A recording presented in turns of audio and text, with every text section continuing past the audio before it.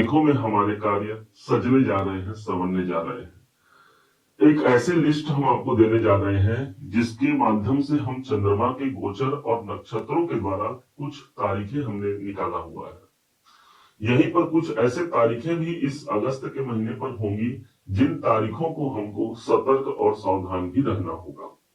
इसका लिस्ट आपको दे देंगे, देख करके आप उस हिसाब से अपने प्रयोजन को पूरा कर सकते हैं।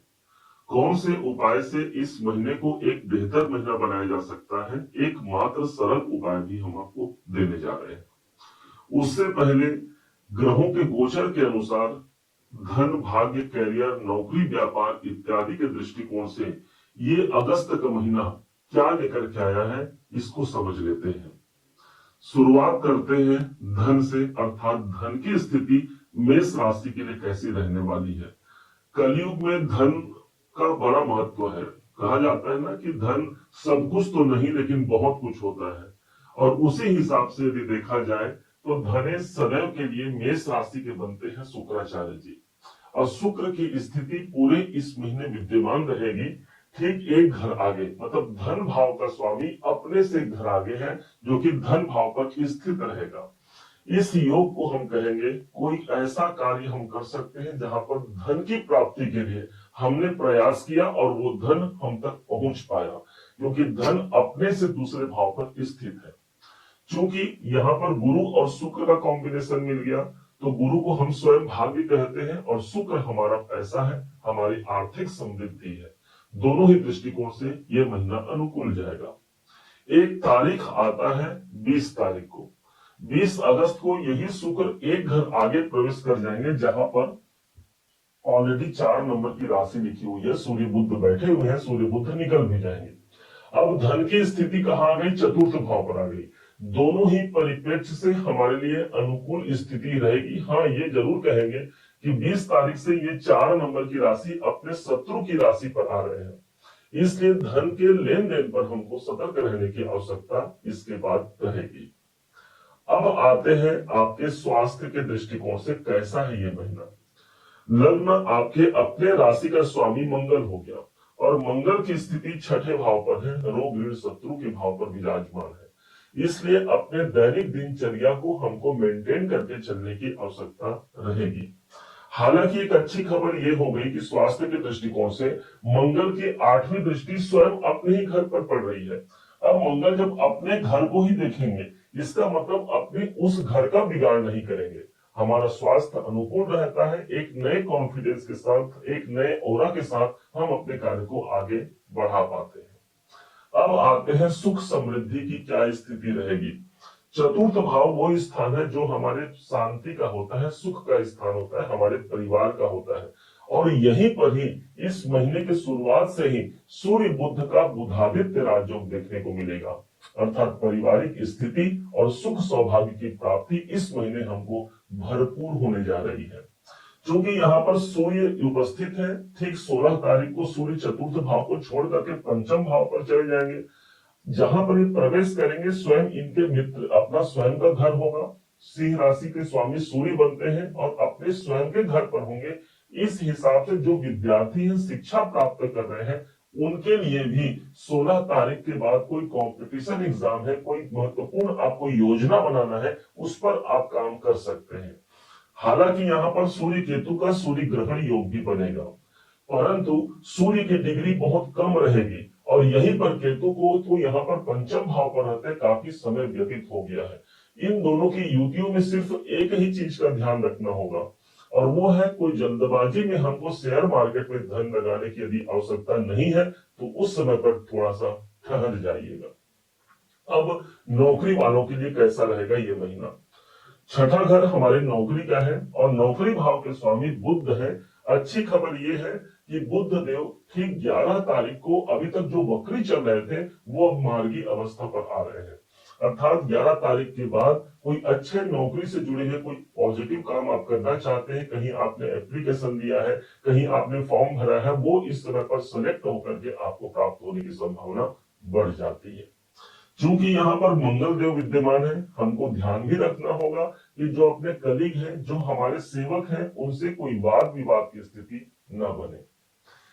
अब आते हैं व्यापार। जो व्यापारी वर्ग है उनके लिए 7 नंबर सप्तम भाव हमारा व्यापार का स्थान है।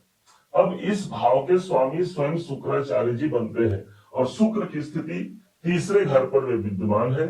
इस महीने हमको अपने व्यापार का, अपने व्यवसाय का हमको मार्केटिंग करने की आवश्यकता रहेगी। उसके माध्यम से हमारा व्यापार ज्यादा जल्दी प्रोग्रेस हो सकता है। ये एक ऐसा समय होगा जहां पर, ये एक ऐसा महीना है जहां पर सप्तमेश तीसरे भाव पर विद्यमान है। इसलिए जो आपके साथ जो काम करते हैं उनके सहयोग से भी हम अपने व्यापार को आगे बढ़ा सकते हैं। कोई नए क्लाइंट की प्राप्ति भी इस महीने सबसे ज्यादा मजबूती से रहेगी। अब जैसे ही 20 तारीख को शुक्र एक घर आगे पुनः फिर से प्रवेश करेंगे, सप्तमी से आगे चतुर्थ भाव पर, आप न सिर्फ अपने बिजनेस पर बल्कि अपने पारिवारिक कार्यों पर भी ध्यान देते हैं, अपने परिवार के लिए भी समय निकाल पाते हैं। इसका मतलब ये हुआ व्यापार अपने गति से आगे बढ़ रहा है। अब भाग्य की स्थिति, भाग्य के दृष्टिकोण से ये महीना, ये गुरु की दृष्टि पड़ रही है नवम भाव पर। नवमेश अपने ही घर को देख रहे हैं, सबसे पॉजिटिव हो गया। गुरु बैठे तीसरे घर पर और इनकी एक दृष्टि आ रही है सीधे नवम भाव पर, भाग्य भाव पर। उससे भी एक बड़ी बात ये हो गई कि ठीक 13 अगस्त को यही देवगुरु बृहस्पति पुनर्वसु नक्षत्र पर प्रवेश करेंगे। अब पुनर्वसु नक्षत्र के जो मालिक होते हैं वो स्वयं देवगुरु बृहस्पति होते हैं।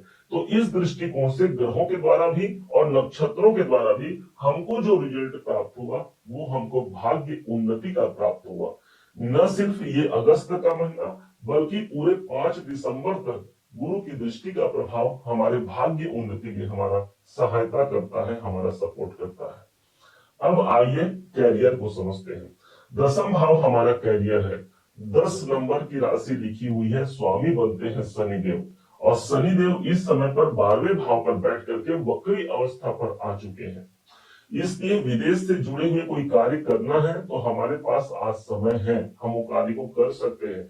मेडिटेशन, योग, ध्यान इत्यादि में आप संलग्न है, वो कार्य आपका है, कार्य क्षेत्र में उसका अनुसरण आपने किया है, वो कार्य इस महीने बनने की उम्मीद भी बहुत प्रबल रहेगी। यही नहीं, यदि आप चिकित्सक हैं, कोई हॉस्पिटल में काम करते हैं तो उनके लिए भी ये कैरियर के दृष्टिकोण से एक महत्वपूर्ण समय रहेगा। क्योंकि 12वां घर यहाँ पर एक्टिवेट हुआ है ना, तो जो लोग इंपोर्ट एक्सपोर्ट संबंधी काम करते हैं, आयात निर्यात संबंधी काम करते हैं, उनके लिए भी ये महीना एक पॉजिटिव महीना निकल करके आने जा रहा है। शनि चूंकि वक्री अवस्था पर रहेंगे तो हाँ, हमको कुछ मेहनत ज्यादा करने की आवश्यकता रहेगी, लेकिन हमको प्राप्तियों के दृष्टिकोण से शनि कोई कमी नहीं देंगे, क्योंकि इनके पास जो वक्रत्व अवस्था के कारण एक घर पीछे का प्रभाव भी दे रहे हैं। अर्थात 11वां घर हमारे लाभ का, हमारे इनकम का घर तो जागृत हो ही गया, अर्थात हमने काम किया और उसके माध्यम से मुझे इनकम की प्राप्ति भी निकल के सामने आ रही है। राहु जैसा ग्रह पिछले 18 मई से ठीक 11वें भाव पर अपना गोचर बना करके बैठा है। राहु का ट्रांजिट जब भी 11वें घर पर होता है एक महत्वपूर्ण गोचर होता है, और राहु के पास तो वो युति है ना कि मुझे कैसे अपने मुकाम तक पहुंचना है, कैसे अपने लक्ष्य तक पहुंचना है, और वही मानसिकता हमको हमारे अंदर विद्यमान कराएगा। ये राहु इच्छाओं की वृद्धि करा करके उस मुकाम तक पहुंचाने का काम करेगा। एक ही इस राहु के अंदर कमी होती है और वो है भय और भ्रम। अनावश्यक सा हमारे अंदर भय और भ्रम उपस्थित करना इस राहु का काम है, इससे बस हमको बचना होगा। अब आइए जानते हैं उन तारीखों को जो तारीख हमारे लिए अनुकूल, शुभ और बहुत महत्वपूर्ण होंगी। उन तारीखों को भी जानते हैं जिसमें हमको सावधान रहने की आवश्यकता होगी। शुभ तारीखों में है 10 अगस्त, 11, 15, 16, 18 और 19 अगस्त हमारे लिए अनुकूल साबित होंगी। इन तारीखों को कोई महत्वपूर्ण कार्य किया जा सकता है, परिणाम हमारे पक्ष में होगा। जबकि 3 अगस्त, 4, 5, 12, 13 और 21 तारीख को हमको सतर्क और सावधान रहने की भी आवश्यकता रहेगी। कौन से उपाय से इस महीने को एक सर्वश्रेष्ठ महीना बनाया जा सकता है, इसको आप समझिएगा। इस महीने विशेष यही होगा कि एक अपने मुट्ठी में चावल लीजिए, सफेद रंग का फूल लीजिए, और यदि एक जनेऊ मिल जाए जो धारण करते हैं वो जनेऊ एक रखिए।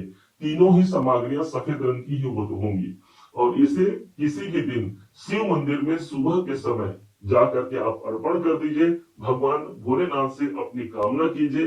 भगवान आपकी कामना को पूर्ण करते हुए ये अगस्त के महीने को ही एक सुंदर और विशाल महीना साबित करा जाएंगे। उम्मीद है आप सबने इस वीडियो को समझा, आप सबने इस वीडियो को जाना। यदि आपने इस वीडियो को समझा है, जाना है, मेरे समझाने का प्रयास यदि आपको सार्थक लगा हो, मेरे समझाने का तरीका यदि आपको सार्थक लगा हो, तो हर बार की भांति इस बार भी अपना प्यार भरा लाइक और कमेंट करना कभी मत भूलिएगा। और हाँ, यदि अभी तक आपने चैनल को सब्सक्राइब नहीं किया है, सब्सक्राइब जरूर कीजिएगा। पुनः एक बार फिर आप सभी का दिवस बहुत मंगलमय हो, इन्हीं शुभकामनाओं के साथ। जय श्री राम।